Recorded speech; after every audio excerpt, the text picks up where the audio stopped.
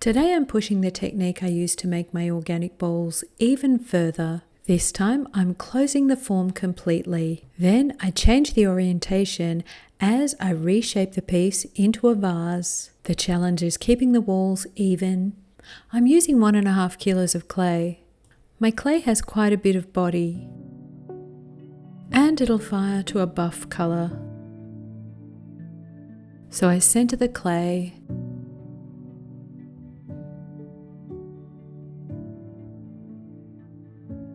flatten the clay to about a diameter of 15 centimeters. And then I push down into the clay, leaving about 1 centimeter in the base.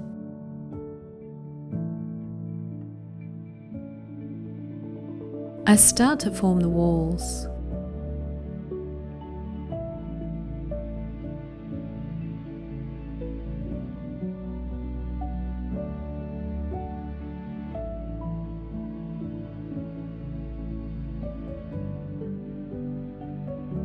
I'm really keeping the form controlled, bringing the walls inwards.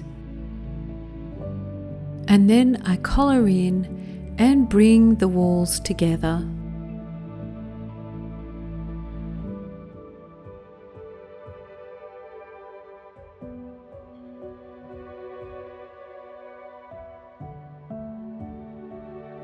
I trim off any excess clay in the top. I find it makes it easy to get a neater join. And I make sure that I compress the clay at the join.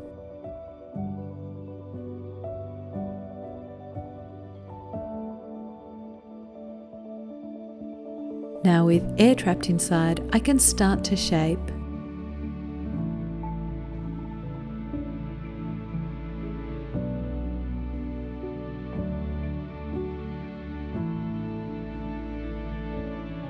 And now I trim some of that excess clay at the base away. I set aside to firm up slightly. Definitely not to leather hard. I still want to be able to shape the clay.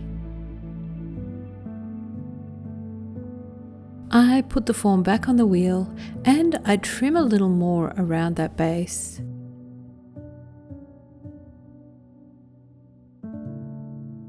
Now I wire through and I set the form on its top. The top and base are actually going to be the front and back walls. So now I want to trim what was the bottom to get the same kind of curve as the top. The air is still trapped inside, so it's allowing me to actually trim while the clay is very wet. And then I shape with a rib. It doesn't have to be perfectly symmetrical. After all, I want these to be really organic in shape.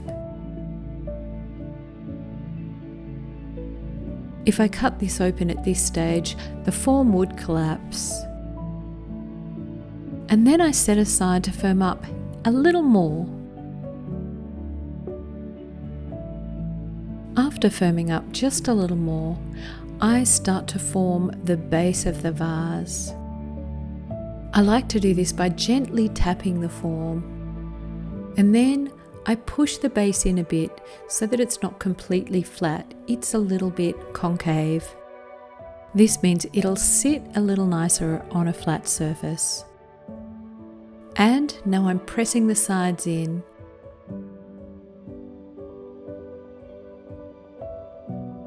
I start with the heel of my hands diagonally opposite and squeeze gently.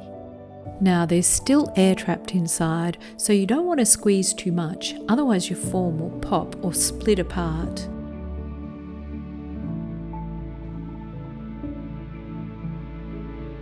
And once I'm happy with the shape, I gently push a hole cutter into the top. And I cut away a mouth to the vase. To stay up to date with our explorations in clay, make sure you're subscribed to our channel. And then I set aside the vase to dry some more. And I trim around the mouth. I just want that rim to be a little finer.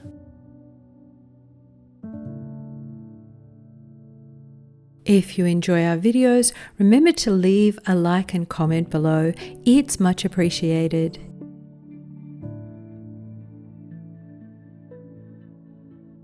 Once I'm happy with the form, I'm going to add a layer of black slip.